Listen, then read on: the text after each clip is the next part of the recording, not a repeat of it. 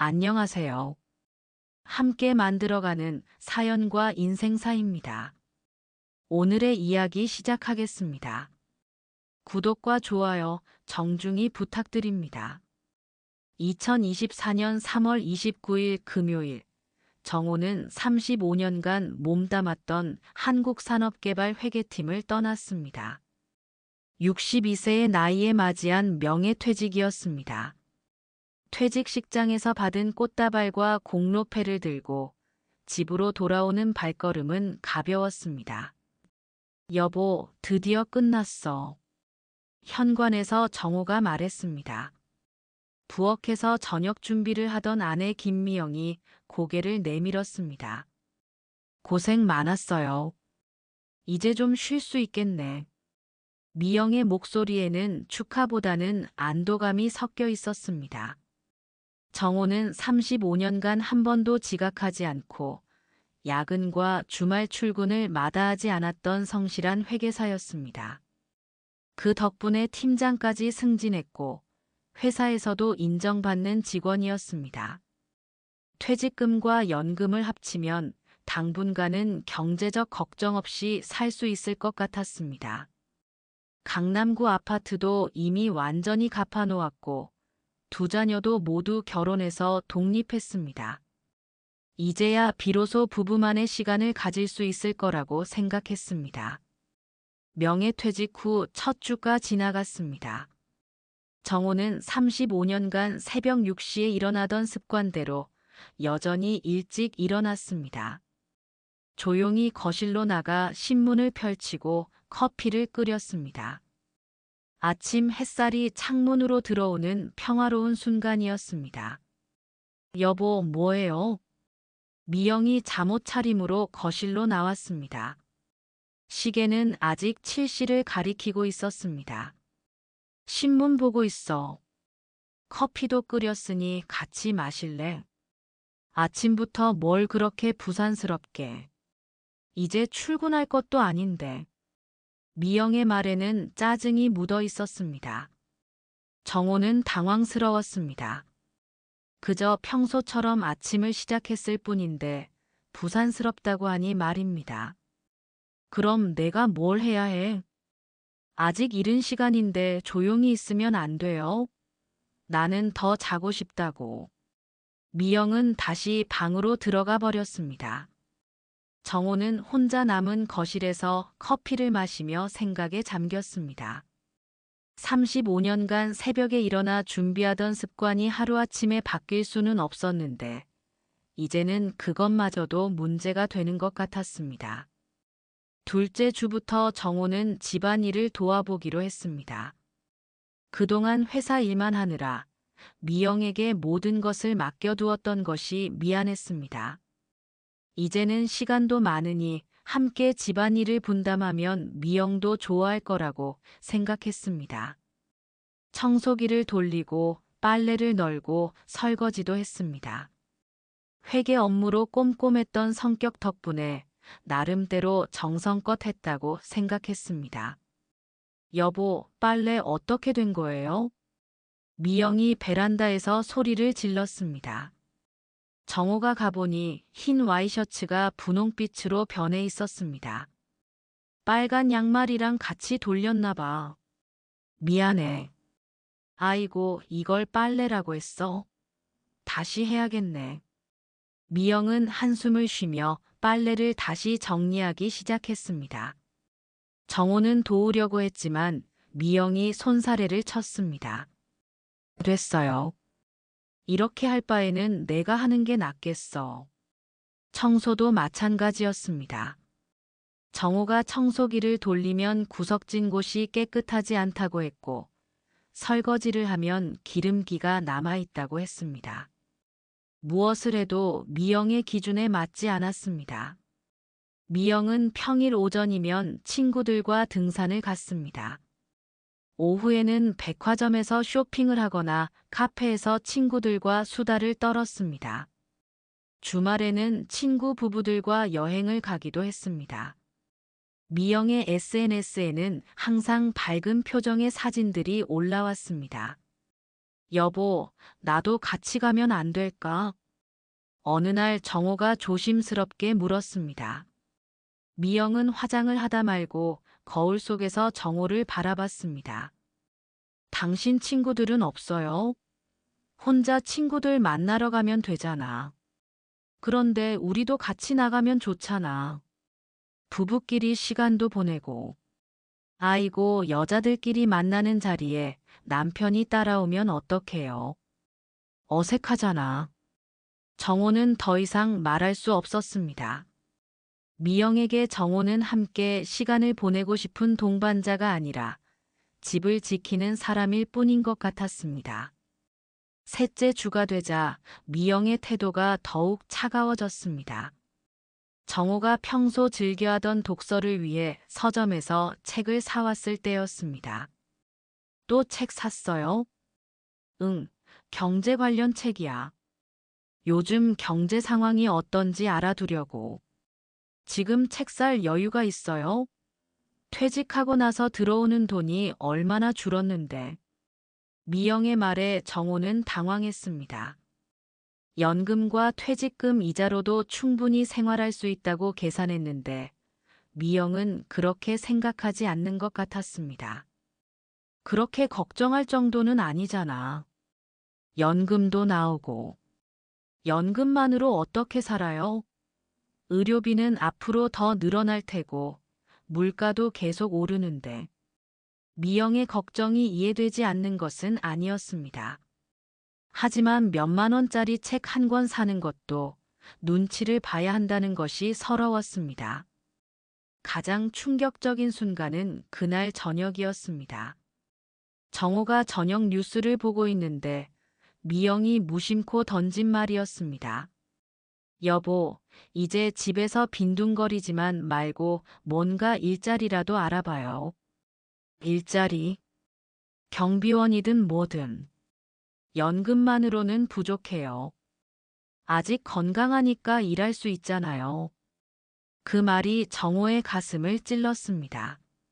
35년간 성실하게 일해서 얻은 안전망이 미영에게는 부족한 것이었습니다. 62세의 나이에 다시 일하러 나가라는 것이었습니다. 내가 35년간 뭘 했는지 알아? 회사에서 인정받는 회계사였어. 그런데 지금 경비원 하라고. 아이고, 무슨 자존심이에요. 먹고 살려면 일해야죠. 다른 사람들도 다 그렇게 살아요. 정호는 더 이상 할 말이 없었습니다.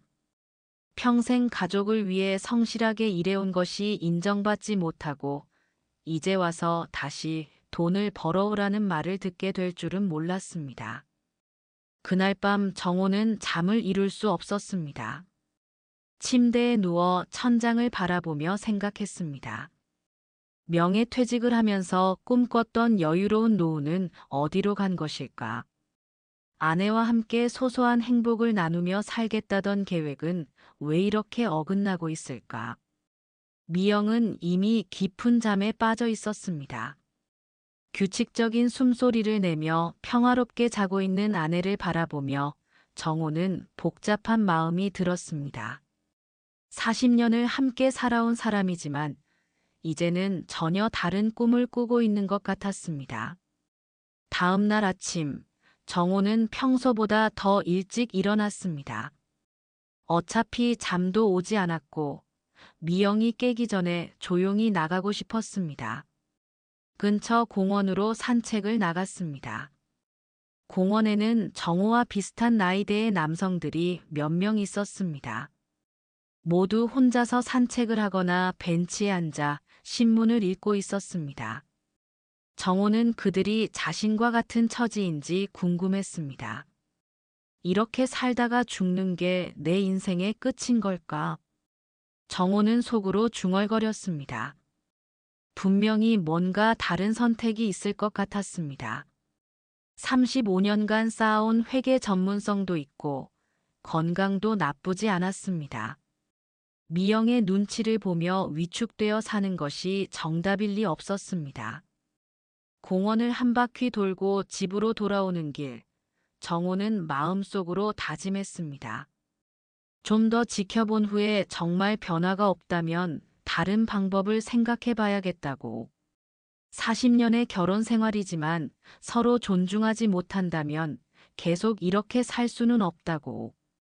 아직은 구체적인 계획이 서지 않았지만 정호의 마음속에는 변화에 대한 갈망이 싹트기 시작했습니다. 명예퇴직이 끝이 아니라 새로운 시작이 될 수도 있다는 희미한 가능성을 품고 집으로 향했습니다. 명예퇴직 한 달이 지나자 정호의 일상은 완전히 달라져 있었습니다. 35년간 규칙적으로 반복되던 출근길은 이제 존재하지 않았고 대신 집안에서 눈치를 보며 지내는 시간만 늘어갔습니다. 미영은 아침마다 화장을 하고 밖으로 나갔습니다. 등산복을 입고 나가는 날도 있었고 깔끔한 외출복을 입고 나가는 날도 있었습니다. 반면 정호는 잠옷 차림으로 집에서 뉴스를 보거나 인터넷을 하며 시간을 보냈습니다. 당신은 맨날 집에만 있네요. 문득 미영이 던진 말이었습니다. 외출 준비를 하며 거울을 보던 미영의 목소리에는 비난이 담겨 있었습니다. 그럼 어디 가라는 거야? 다른 사람들은 퇴직해도 뭔가 하잖아요. 동네 어르신들 보면 게이트볼도 하고 바둑도 두고 그러던데. 정호는 할 말이 없었습니다.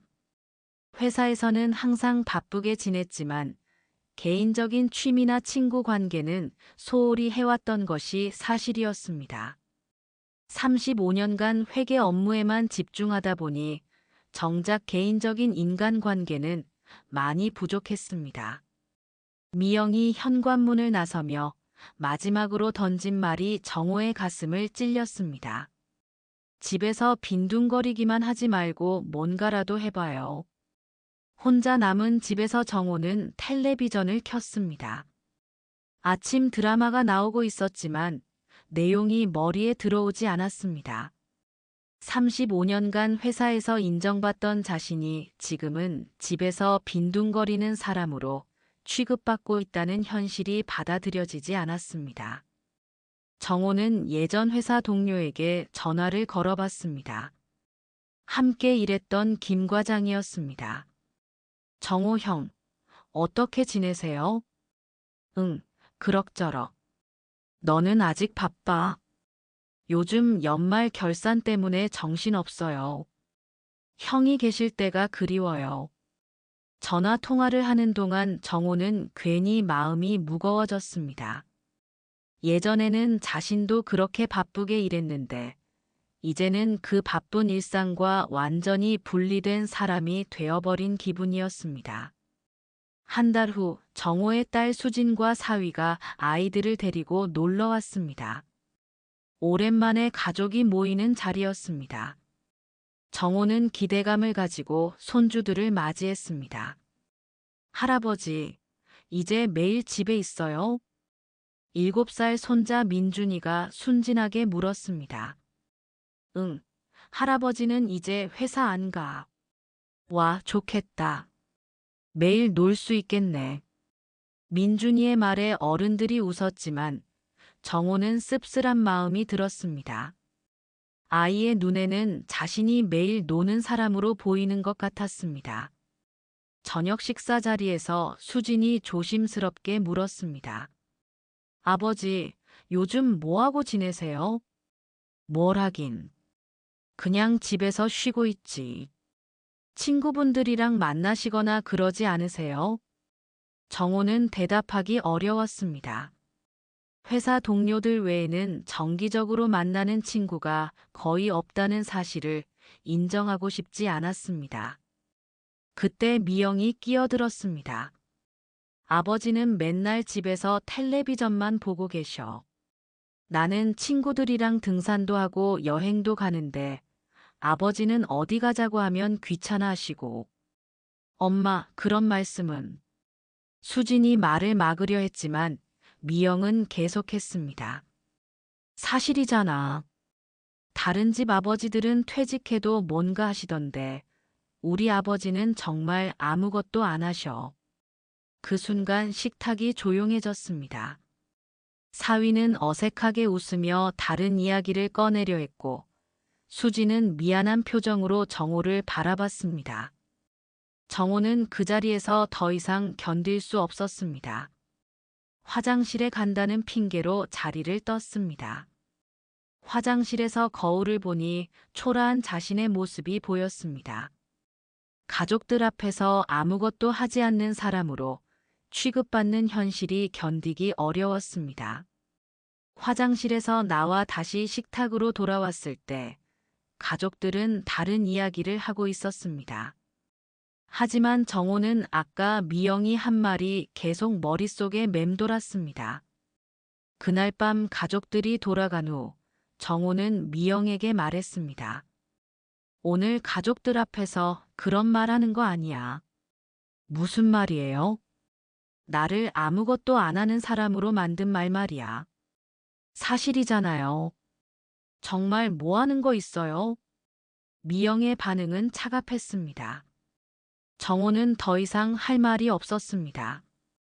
아내의 눈에 자신은 정말로 아무것도 하지 않는 사람으로 보이는 것 같았습니다. 며칠 후 정호는 평소 하고 싶었던 등산을 시작해 보기로 했습니다. 등산복과 등산화를 사려고 백화점에 갔습니다. 생각보다 비싼 가격에 놀랐지만 그래도 새로운 취미를 시작한다는 마음으로 구입했습니다. 집에 돌아와서 미영에게 등산복을 보여줬습니다. 등산 시작해 보려고 해. 미영이 가격표를 보더니 인상을 찌푸렸습니다. 이게 얼마예요? 이런데 돈 쓸 때가 아니잖아요. 그래도 운동은 해야 되지 않아? 운동이야 공원에서 산책하면 되지. 굳이 이런 비싼 옷까지 사야 해요? 정호의 작은 시도마저도 경제적 부담으로 여겨지는 현실이 답답했습니다. 35년간 성실히 일해서 모은 돈인데 자신을 위한 작은 투자도 허락받아야 하는 상황이 억울했습니다. 정호는 혼자서라도 등산을 시작했습니다. 근처 산에 올라가 보니 자신과 비슷한 나이의 사람들이 많았습니다. 대부분 친구들과 함께 와서 즐겁게 이야기하며 산을 올랐습니다. 정호는 혼자 산을 오르며 생각했습니다. 다른 사람들은 퇴직 후에도 친구들과 어울리며 취미 생활을 즐기는데 자신은 왜 이렇게 외로울까? 35년간 일만 하느라 개인적인 관계를 소홀히 한 결과였습니다. 산을 내려오는 길에 정호는 우연히 예전 회사 선배인 박 부장을 만났습니다. 박 부장은 정호보다 5년 먼저 퇴직한 사람이었습니다. 정호야. 여기서 뭐해? 선배님, 안녕하세요. 등산 좀 해보려고요. 그래, 좋은 생각이야. 나도 퇴직하고 나서 등산이 낙이거든. 박 부장은 건강해 보였고 표정도 밝았습니다. 정호는 궁금해서 물어봤습니다. 선배님은 퇴직하고 어떻게 지내세요? 나 등산도 하고 친구들이랑 바둑도 두고 가끔 여행도 가고 그래. 집사람이랑도 이제 시간이 많아서 데이트도 자주 하고. 박 부장의 이야기를 들으며 정호는 부러웠습니다. 같은 퇴직자인데 왜 이렇게 다를까 하는 생각이 들었습니다. 선배님 부인은 뭐라고 안 하세요? 돈 쓴다고. 뭘 평생 고생하며 일했는데 이제 좀 즐기며 살아야지.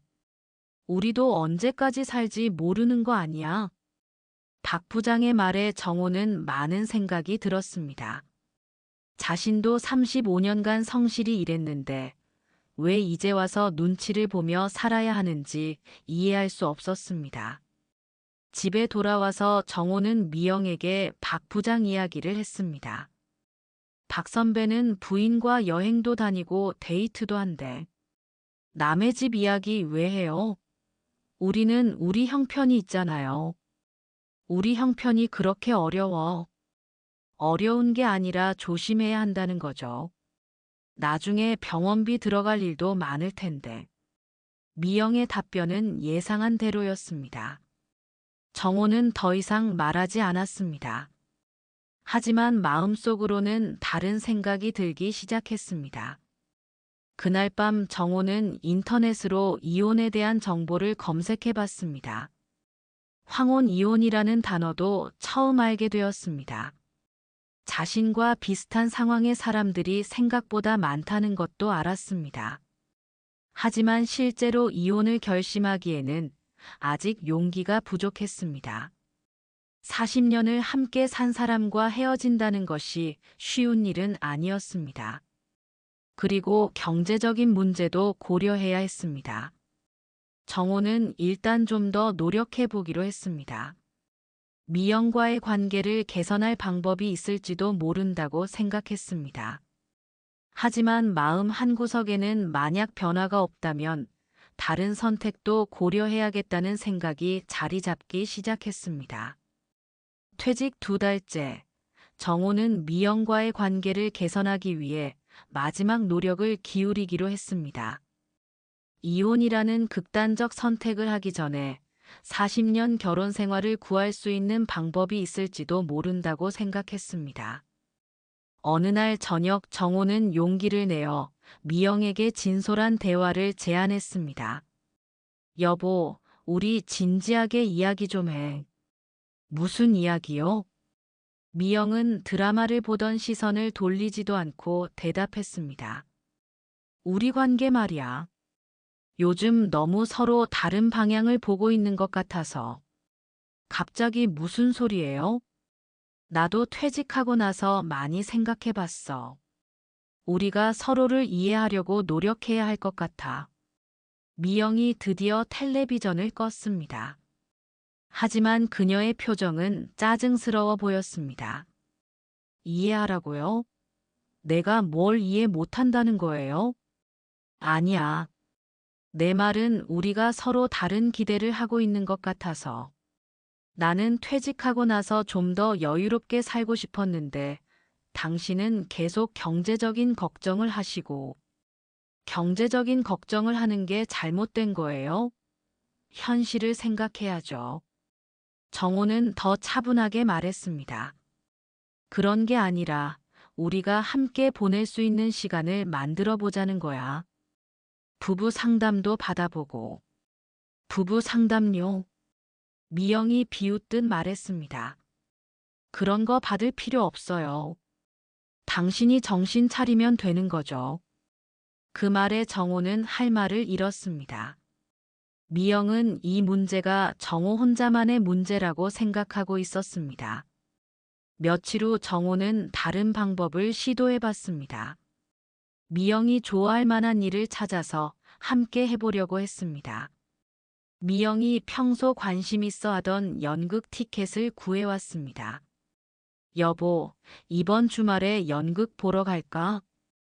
연극요? 갑자기 왜? 우리 오랫동안 함께 문화생활 한 적이 없잖아. 가끔은 이런 것도 좋을 것 같아서. 미영이 티켓을 보더니 한숨을 쉬었습니다. 이거 비싸겠네요. 굳이 이런데 돈 써야 해요? 가끔은 이런 것도 해야지. 우리도 인생을 즐기면서 살아야 되잖아. 지금 그럴 때가 아니라고 몇 번을 말해야 알아요? 결국 연극은 가지 못했습니다. 정호는 티켓을 환불하며 씁쓸한 마음이 들었습니다. 무엇을 제안해도 경제적 부담만 강조하는 미영과 어떻게 시간을 함께 보낼 수 있을지 막막했습니다. 그 다음 주에는 무료로 할 수 있는 활동을 제안해 봤습니다. 여보, 한강공원에라도 산책하러 갈까? 한강공원요? 뭐하러? 그냥 산책도 하고 벤치에 앉아서 이야기도 하고. 시간 낭비네요. 그 시간에 집안 정리나 하는 게 낫겠어요. 미영은 정호와 함께 시간을 보내는 것 자체를 부담스러워하는 것 같았습니다. 정호가 무엇을 제안해도 거부하거나 다른 핑계를 댔습니다. 한편 미영의 사회 활동은 더욱 활발해졌습니다. 등산 모임 외에도 요리 교실, 꽃꽂이 수업, 친구들과의 여행까지 거의 매일 외출 일정이 있었습니다. 여보, 이번 주에 친구들이랑 제주도 가기로 했어요. 또 여행이야? 왜요? 친구들이랑 가는 건데 뭐가 문제예요? 문제가 아니라 우리도 언제 함께 여행 한번 가볼까 싶어서. 우리가 뭐하러 여행을 가요? 집에서 쉬는 게 편하지. 미영에게 친구들과의 여행은 당연한 것이지만 남편과의 여행은 불필요한 것으로 여겨지는 듯 했습니다. 정호는 혼자만의 활동에라도 집중해 보기로 했습니다.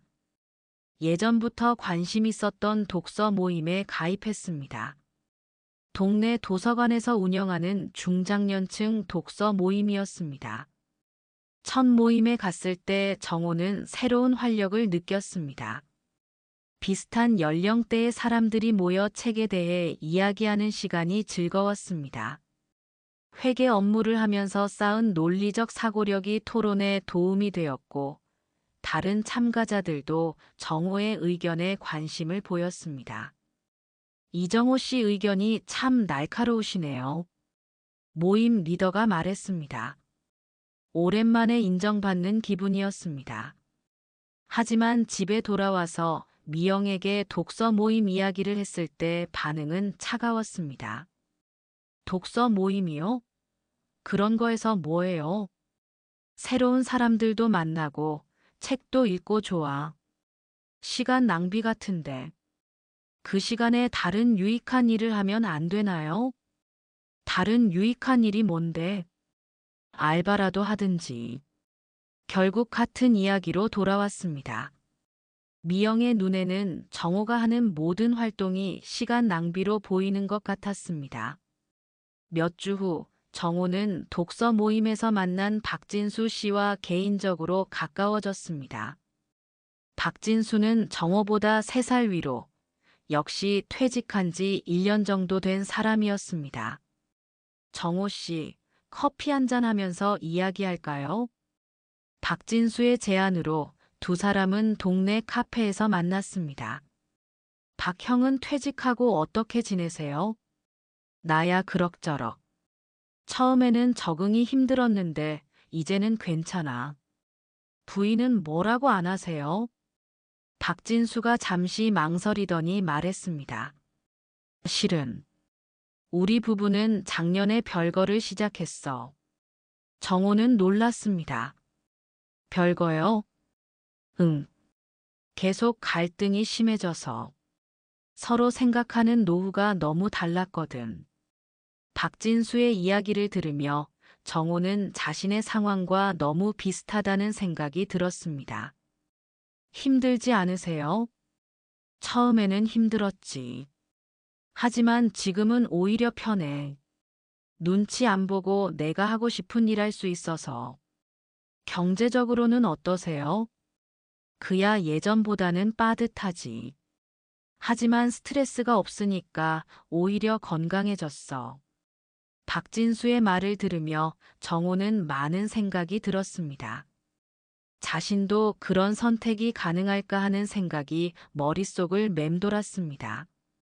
집에 돌아와서 정호는 미영에게 마지막으로 진솔한 대화를 시도해봤습니다. 여보, 우리 정말 진지하게 이야기해보자. 또 무슨 이야기요? 우리 관계가 이래도 되는 건지 말이야.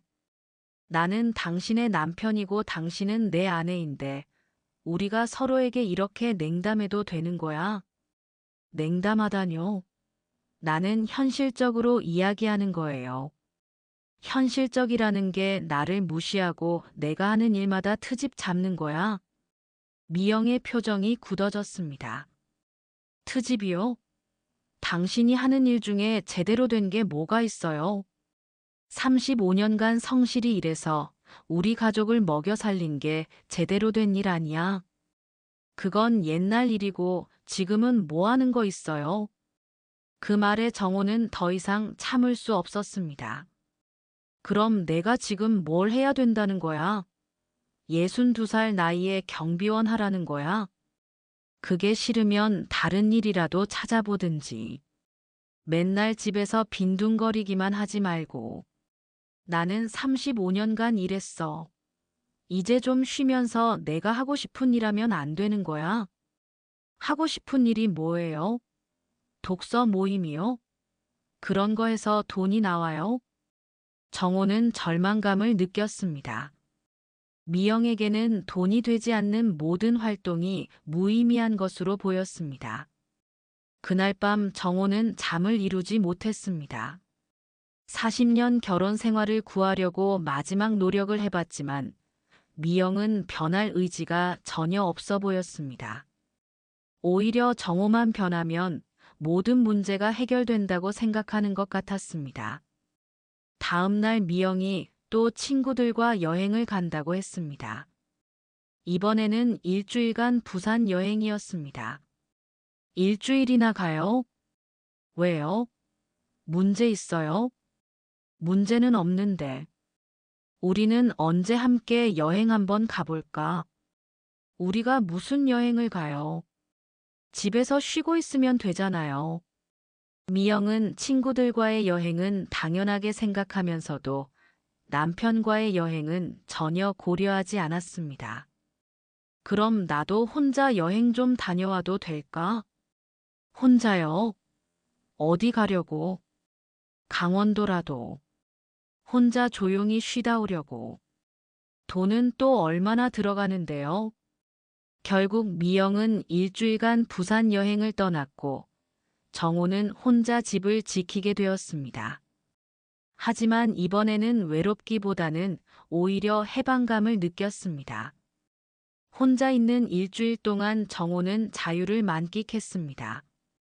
아침에 일찍 일어나 커피를 마셔도 눈치를 볼 필요가 없었고 독서 모임에 가는 것도 허락받을 필요가 없었습니다. 혼자 영화를 보러 가기도 하고 박진수와 등산도 갔습니다. 가장 놀라운 것은 스트레스가 없어지니까. 잠도 잘 오고 식욕도 좋아졌다는 것이었습니다. 혼자 간단히 해먹는 식사도 즐거웠습니다. 미영이 여행에서 돌아오기 하루 전, 정호는 마침내 결심했습니다. 더 이상 이런 식으로는 살 수 없다고. 40년 결혼 생활을 끝내는 것이 두렵지만 존중받지 못하며 사는 것보다는 혼자 사는 것이 나을 것 같다고. 정호는 인터넷으로 이혼 전문 변호사를 찾아봤습니다. 그리고 상담 예약을 잡았습니다. 미영이 돌아오면 마지막으로 한 번 더 대화를 시도해보고 그래도 안 되면 이혼을 진행하기로 마음먹었습니다.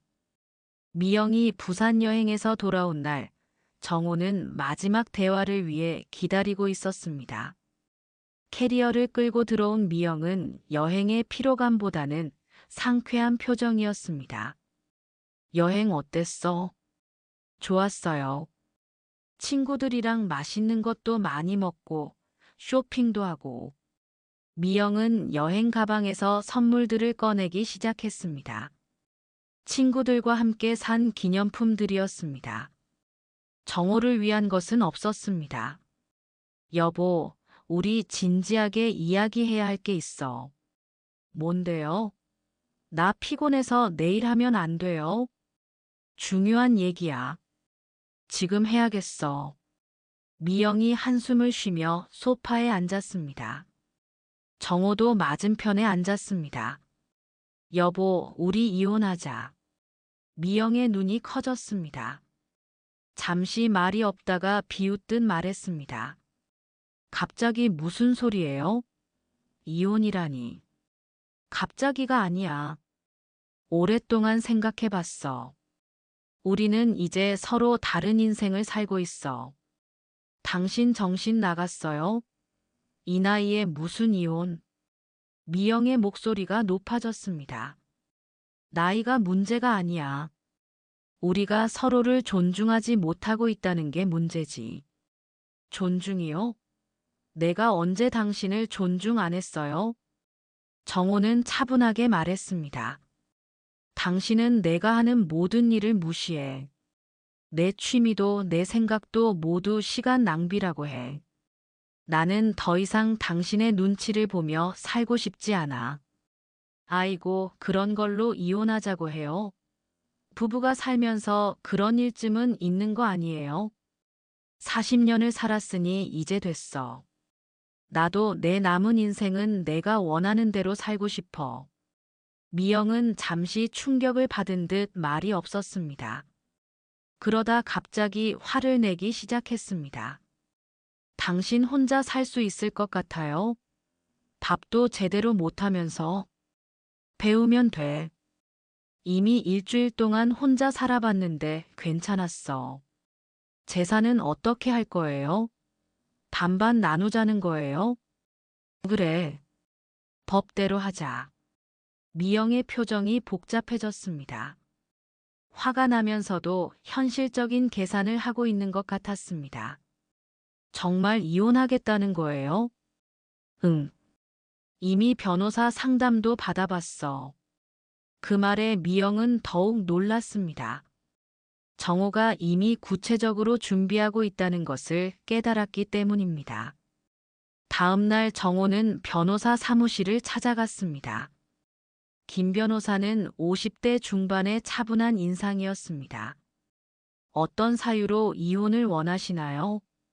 성격 차이입니다. 퇴직 후에 아내와 제가 원하는 노후가 완전히 달라서 더 이상 함께 살기 어렵습니다. 협의 이혼이 가능할 것 같나요? 아직 확실하지 않습니다. 아내가 처음에는 반대했는데 하루 정도 시간을 두고 생각해 보겠다고 하더군요. 김 변호사는 고개를 끄덕이며 메모를 했습니다.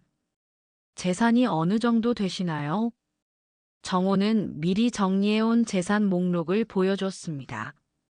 집값과 예금, 퇴직금 등을 합치면 상당한 액수였습니다. 집은 어떻게 하실 계획이세요? 팔아서 반반 나누려고 합니다.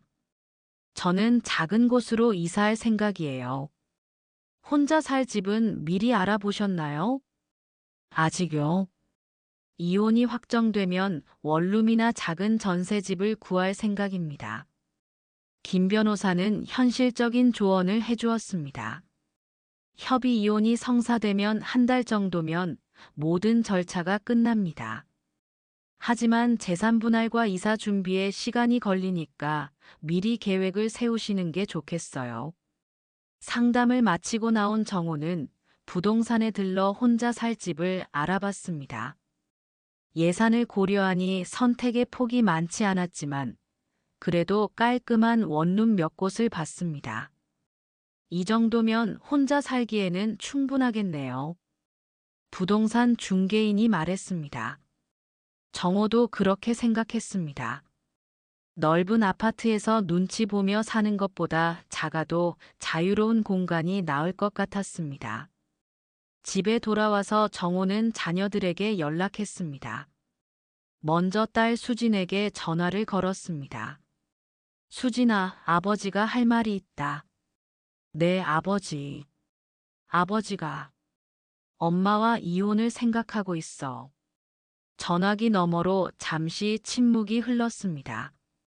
아버지가 그런 결정을 하셨다면 이유가 있으실 거예요. 수진의 반응은 예상보다 차분했습니다. 놀라지 않니? 사실 요즘 아버지와 어머니 사이가 안 좋다는 건 알고 있었어요. 아버지께서 많이 힘드셨죠? 너희들 걱정은 안 해도 돼. 아버지는 괜찮을 거야. 필요한 거 있으면 언제든 말씀하세요. 그리고 아버지가 행복하시면 저희도 좋아요. 아들 준호의 반응도 비슷했습니다. 아버지, 힘든 결정이었을 텐데. 아버지 뜻대로 하세요. 자녀들의 이해에 정호는 안도감을 느꼈습니다. 적어도 가족들은 자신의 상황을 이해해주고 있다는 생각이 들었습니다. 며칠 후 미영이 정호에게 말했습니다. 이혼 조건을 얘기해봐요. 조건이라고 할 게 있나? 재산은 반반 나누고 각자 살면 되는 거 아니야? 집은 어떻게 할 거예요? 팔아서 나누자. 나는 작은 곳으로 이사할 거고 당신도 적당한 곳 구하면 되고. 미영은 잠시 생각하더니 말했습니다. 알겠어요. 그렇게 하죠. 의외로 순조롭게 합의가 이루어졌습니다. 미영도 마음속으로는 이런 결과를 어느 정도 예상하고 있었던 것 같았습니다. 이혼 절차가 시작되자 정호는 본격적으로 독립 준비를 했습니다. 먼저 마음에 들었던 원룸에 전세 계약을 했습니다. 작지만 깨끗하고 채광이 좋은 곳이었습니다. 생활용품도 하나씩 구입했습니다. 혼자 쓸 작은 냉장고, 간단한 취사도구, 세탁기 등. 40년 만에 처음으로 자신만을 위한 살림을 차리는 것이었습니다. 가장 신경 쓴 것은 요리였습니다. 정호는 요리책을 사서 기본적인 요리법을 익혔습니다. 계란 프라이부터 시작해서 간단한 볶음 요리까지. 처음에는 서툴렀지만 점점 늘어갔습니다. 생각보다 어렵지 않네. 정호는 자신이 만든 김치찌개를 먹으며 뿌듯해했습니다. 맛은 아직 부족했지만 혼자 해먹기에는 충분했습니다. 집안 정리도 시작했습니다. 40년간 모은 물건들 중에서 정말 필요한 것만 골라내는 작업이었습니다. 대부분의 가구와 가전제품은 미영이 가져가기로 했고, 정호는 개인적인 물건들과 책, 옷 정도만 챙겼습니다. 정리하다 보니 의외로 많은 추억이 담긴 물건들이 나왔습니다. 자녀들 어릴 때 사진, 신혼여행 때 산 기념품, 회사에서 받은 표창장들. 하지만 정호는 과거에 얽매이지 않기로 했습니다. 이제는 앞만 보고 살자. 정호는 혼자 중얼거리며 짐을 정리했습니다. 독서 모임 친구들에게도 이혼 소식을 알렸습니다. 정호 씨, 용기 있는 결정이셨네요. 박진수가 말했습니다. 별거 아니에요. 그냥 더 이상 참을 수 없었을 뿐이에요. 혼자 사는 게 생각보다 괜찮을 거예요. 저도 그래서 후회 안 해요. 박진수의 격려가 힘이 되었습니다. 이사 준비를 하면서 정호는 새로운 계획들을 세웠습니다. 우선 편의점 야간 아르바이트를 알아볼 생각이었습니다. 연금만으로도 생활은 가능했지만 규칙적인 생활을 위해서라도 일을 하는 것이 좋을 것 같았습니다. 또한 그동안 관심 있었던 세무 관련 공부도 해볼 생각이었습니다. 35년간 쌓은 회계 지식을 활용해서 소상공인들에게 세무 상담을 해주는 일도 의미 있을 것 같았습니다. 이혼 서류가 모두 완료된 날, 정호는 새로운 집 열쇠를 받았습니다. 작은 원룸이었지만 정호에게는 자유를 상징하는 공간이었습니다. 이제 진짜 새로운 시작이다. 정호는 빈 방을 바라보며 다짐했습니다. 62세의 나이에 새로운 인생을 시작한다는 것이 두렵기도 했지만 더 이상 눈치 보며 살지 않아도 된다는 해방감이 더 컸습니다. 미영과는 이혼 후 연락을 끊기로 했습니다. 40년의 결혼 생활이 끝난 것은 아쉬웠지만 서로에게 더 이상 상처를 주지 않는 것이 나을 것 같았습니다. 정호는 원룸 창문을 열고 바깥을 내다봤습니다. 새로운 동네, 새로운 이웃들, 새로운 일상이 기다리고 있었습니다. 모든 것이 불확실했지만 그 불확실성조차 설레는 일이었습니다. 그날 밤 정호는 새 집에서 첫 잠을 잤습니다. 작은 방이었지만 마음만은 한없이 넓어진 기분이었습니다. 내일부터는 정말로 자신만의 인생이 시작될 것이었습니다. 새로운 원룸에서의 첫 주가 지나갔습니다. 정호는 매일 아침 6시에 일어나는 습관을 그대로 유지했습니다. 하지만 이제는 누구의 눈치도 보지 않고 자유롭게 아침을 시작할 수 있었습니다. 커피를 끓이고 신문을 읽는 것도 간단한 체조를 하는 것도 모두 자신의 선택이었습니다. 작은 원룸이었지만 정호에게는 궁전 같았습니다. 첫 번째 과제는 규칙적인 일상을 만드는 것이었습니다. 정호는 동네 편의점에서 야간 아르바이트를 시작했습니다. 밤 10시부터 새벽 2시까지 4시간이었습니다. 처음에는 POS기 사용법부터 배워야 했습니다. 젊은 점장이 친절하게 가르쳐 주었습니다. 아저씨, 이렇게 하시면 돼요. 어려우시면 언제든 물어보세요. 고맙습니다. 열심히 배울게요. 정호의 겸손한 태도에 점장도 호감을 보였습니다. 나이가 많음에도 불구하고 성실하게 일하는 모습이 인상적이었습니다. 편의점 일은 생각보다 다양했습니다. 계산은 기본이고 진열 정리, 청소, 택배 접수까지. 35년간 사무직만 했던 정호에게는 새로운 경험이었습니다. 밤 시간대라 손님은 많지 않았지만 다양한 사람들을 만날 수 있었습니다. 야근하는 직장인, 공부하러 가는 대학생, 새벽 운동하는 어르신들까지. 아저씨, 새로 오셨네요. 단골 대학생이 말을 걸었습니다. 네, 얼마 전부터 시작했어요. 대단하시네요. 저희 할아버지도 이런 일 하시면 좋을 텐데. 젊은 사람에게 존경받는 기분이 새로웠습니다. 회사에서는 당연한 일이었지만 이곳에서는 나이가 많은데도 일한다는 것 자체가 인정받는 일이었습니다. 한 달 정도 지나자 편의점 일에 익숙해졌습니다. 동시에 정호는 새로운 계획을 실행에 옮겼습니다.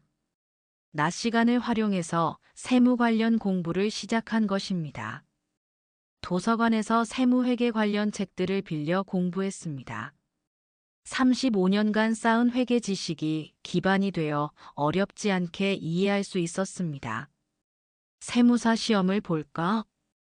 정호는 진지하게 고민해 봤습니다. 62세의 나이에 자격증 시험을 보는 것이 무리일 수도 있지만 도전해 볼 만한 가치가 있어 보였습니다. 세무사 학원에 상담을 받으러 갔습니다. 나이가 많아도 괜찮을까요? 물론이죠. 요즘은 시니어 수험생들도 많아요. 실무 경험이 있으시면 오히려 유리할 수 있어요. 상담 결과 정호는 세무사 시험 준비를 시작하기로 했습니다. 학원 등록비가 부담스럽긴 했지만 미영의 눈치를 볼 필요가 없으니 마음이 편했습니다. 독서 모임도 계속 참석했습니다. 이제는 정호가 없어서는 안 될 멤버가 되었습니다.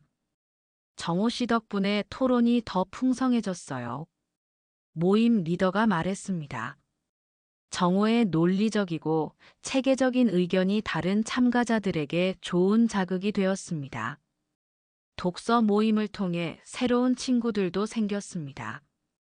박진수 외에도 비슷한 처지의 사람들과 어울리게 되었습니다. 정호 형, 커피 한잔 할까요? 퇴직한 지 2년 된 이성민 씨가 제안했습니다. 그들은 카페에서 서로의 근황을 나누었습니다. 형은 이혼하고 나서 후회 안 해요? 아니요. 오히려 더 자유로워졌어요. 하고 싶은 일도 할 수 있고. 부러워요. 저는 아직 용기가 안 나네요. 정호는 이성민의 고민을 들어주며 조언해 주었습니다. 자신의 경험이 다른 사람에게 도움이 된다는 것이 뿌듯했습니다. 몇 달 후, 정호는 작은 부업을 시작했습니다. 동네 소상공인들을 대상으로 한 세무 상담이었습니다. 독서 모임에서 만난 지인의 소개로 시작된 일이었습니다. 정호 씨, 우리 동네 치킨집 사장님이 세무 관련 도움이 필요하대요. 제가 도움이 될까요? 물론이죠. 전문 지식도 있으시고 사람도 믿을만 하시잖아요. 첫 번째 상담은 치킨집이었습니다. 사장님은 40대 초반에 성실해 보이는 분이었습니다. 사업자 등록증 정리부터 시작해 볼까요? 정호는 차근차근 설명해 주었습니다. 복잡해 보이던 세무 업무가 정호의 설명을 듣고 나니 훨씬 명확해졌습니다.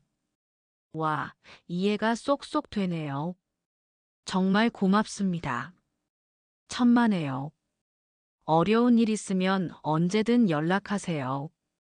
입소문이 나면서 상담 요청이 늘어났습니다.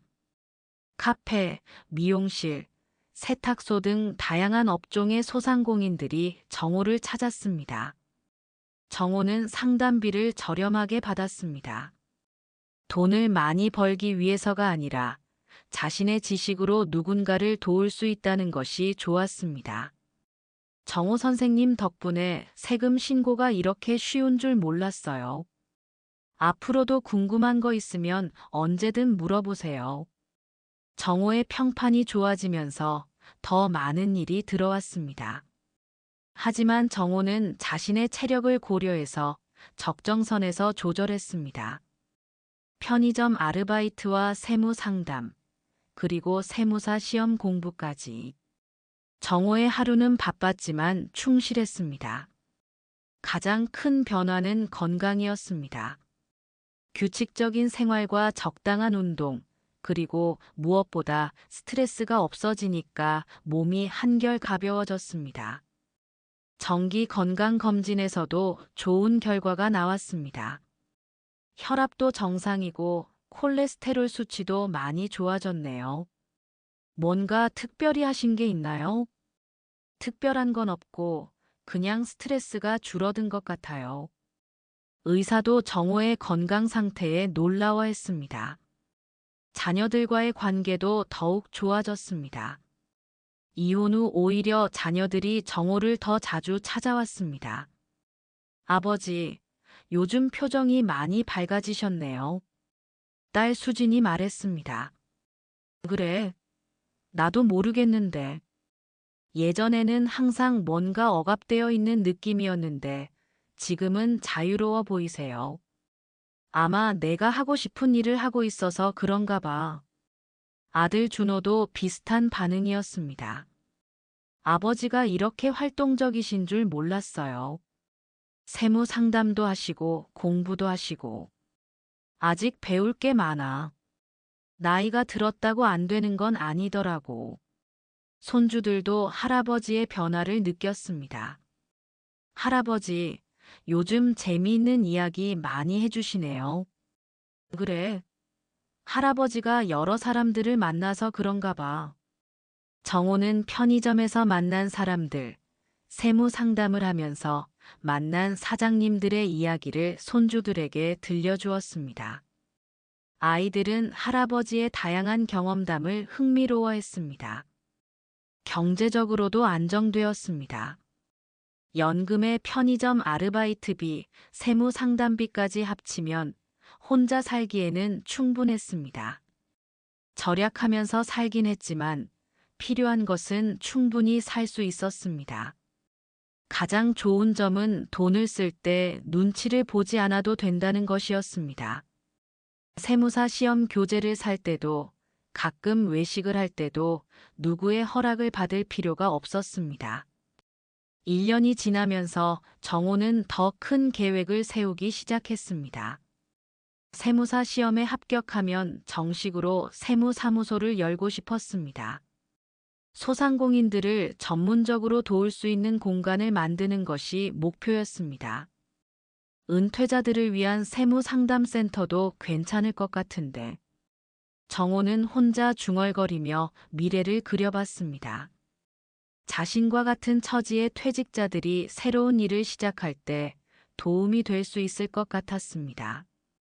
어느 날 편의점에서 일하던 중 반가운 손님을 만났습니다. 예전 회사 동료인 김 과장이었습니다. 정호 형. 김 과장.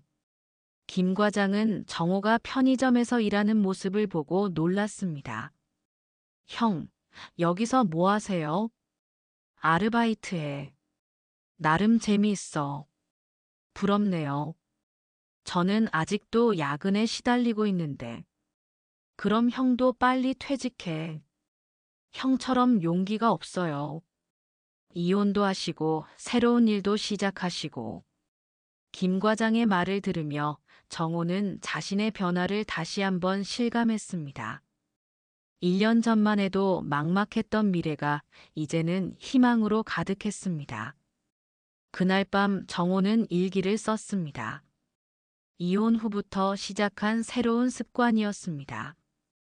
오늘로 새로운 삶을 시작한 지 1년이 되었다. 처음에는 두렵고 불안했지만 지금은 매일이 새롭고 즐겁다. 나이가 들었다고 해서 새로운 도전을 포기할 필요는 없다는 것을 깨달았다. 정호는 펜을 내려놓고 창밖을 바라봤습니다. 밤하늘에 별이 반짝이고 있었습니다. 내일 또 어떤 새로운 일이 기다리고 있을지 기대되었습니다. 62세에 시작한 인생 2막이 이렇게 풍요로울 줄은 몰랐습니다. 앞으로도 계속 배우고 성장하며 살아갈 수 있을 것 같았습니다. 이혼한 지 3년이 흘렀습니다. 정호는 65세가 되었지만 그 어느 때보다 활기차게 살고 있었습니다. 세무사 시험에 합격한 후 작은 사무실을 열어 소상공인들을 위한 세무 상담소를 운영하고 있었습니다. 사무실은 원룸에서 가까운 상가 건물 2층에 있었습니다. 정호 세무상담소라는 간판이 달린 작지만 깔끔한 공간이었습니다. 매일 아침 사무실에 출근하는 정호의 발걸음은 가벼웠습니다. 정호 선생님, 안녕하세요. 1층 카페 사장님이 인사했습니다. 정호가 도와준 덕분에 세무 업무가 훨씬 수월해졌다며 항상 고마워했습니다. 안녕하세요. 오늘도 화이팅 하세요. 정호는 밝게 인사하며 계단을 올라갔습니다. 사무실에는 이미 몇 명의 상담 예약이 잡혀 있었습니다. 새로 창업하는 젊은 사업자들부터 오랫동안 장사를 해온 어르신들까지 다양했습니다. 선생님, 프랜차이즈 가맹점 세무 처리가 복잡해서요. 30대 초반의 젊은 여성이 상담을 받으러 왔습니다. 걱정하지 마세요. 차근차근 설명해 드릴게요. 정호는 인내심을 가지고 꼼꼼하게 설명해 주었습니다. 35년간 쌓아온 회계 지식과 3년간의 실무 경험이 더해져 어떤 질문에도 자신 있게 답할 수 있었습니다. 정말 이해하기 쉽게 설명해 주시네요. 다른 곳에서는 이렇게 친절하게 안 가르쳐 주시던데. 천만에요. 제가 도움이 될 수 있어서 기뻐요. 정호의 상담소는 입소문이 나면서 점점 유명해졌습니다. 큰 돈을 벌기보다는 정말 도움이 필요한 사람들을 위한 곳이라는 평판이 있었습니다. 점심시간에는 독서 모임 친구들과 만났습니다. 이제는 정호가 모임의 중심 인물 중 하나가 되어 있었습니다. 정호 형, 요즘 정말 바쁘시겠어요? 박진수가 말했습니다. 그도 정호의 영향을 받아 새로운 일을 시작했습니다. 바쁘지만 보람 있어. 그리고 내가 좋아서 하는 일이니까 힘들지 않아. 부럽네요.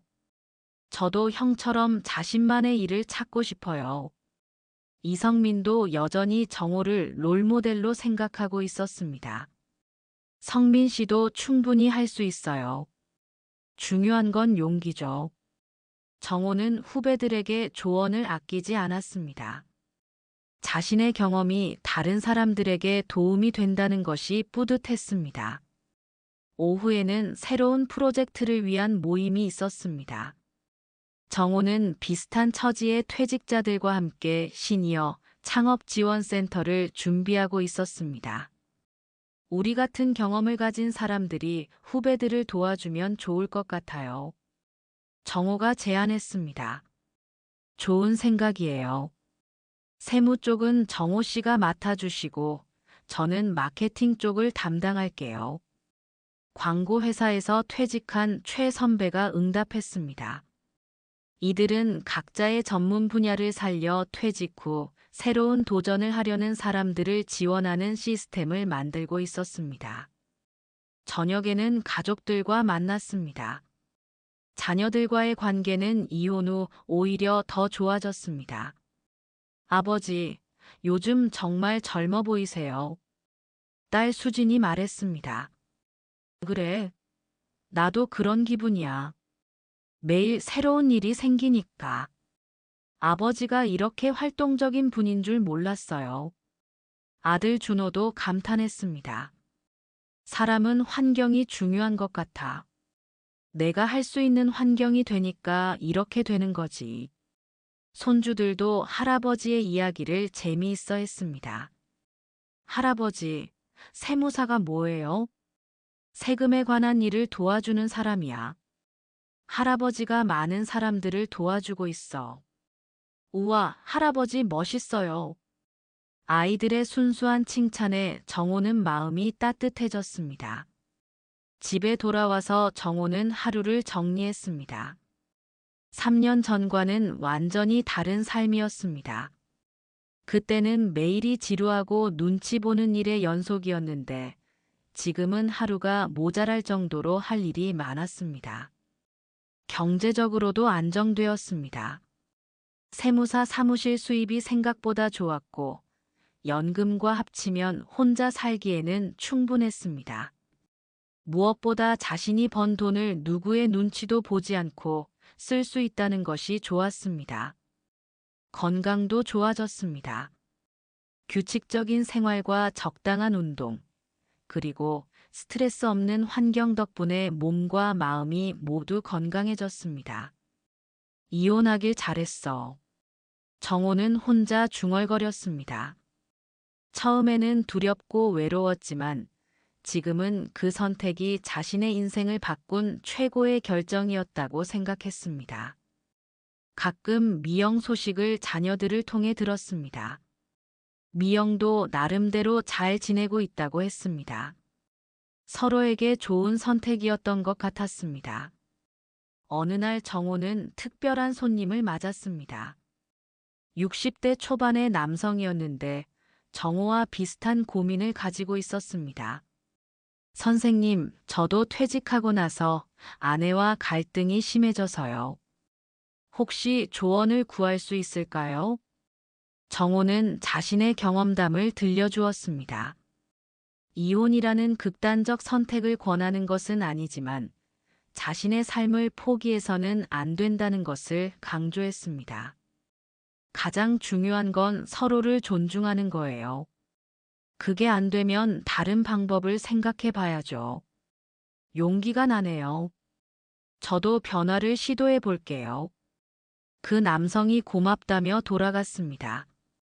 자신의 경험이 다른 사람에게 도움이 된다는 것을 느낄 때마다 정호는 보람을 느꼈습니다.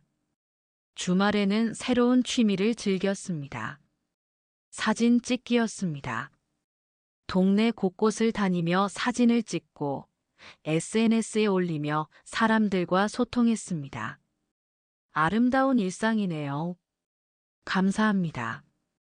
매일이 새로워요. 온라인에서도 많은 사람들과 소통하며 지내고 있었습니다.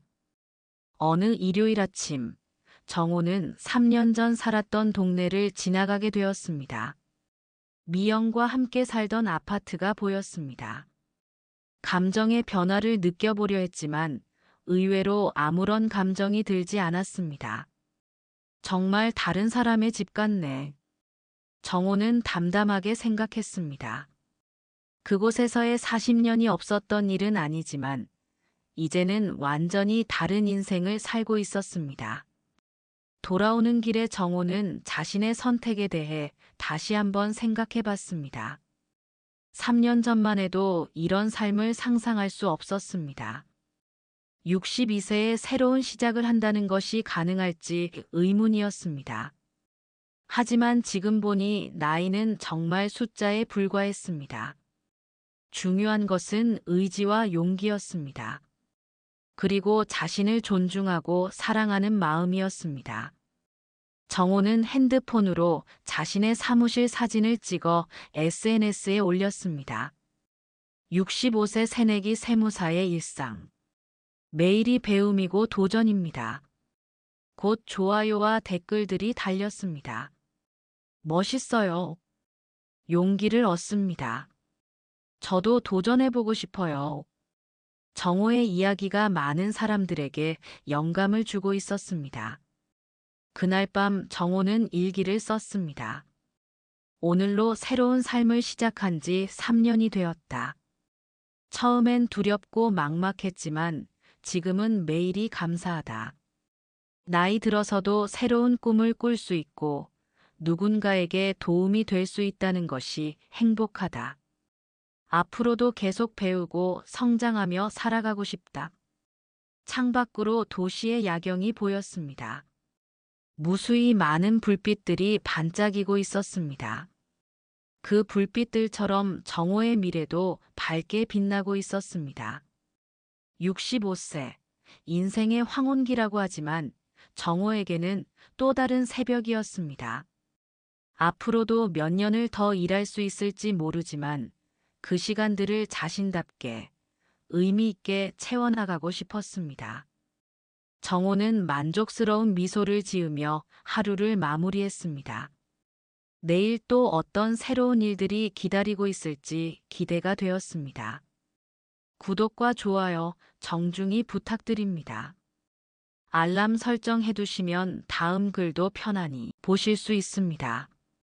감사합니다.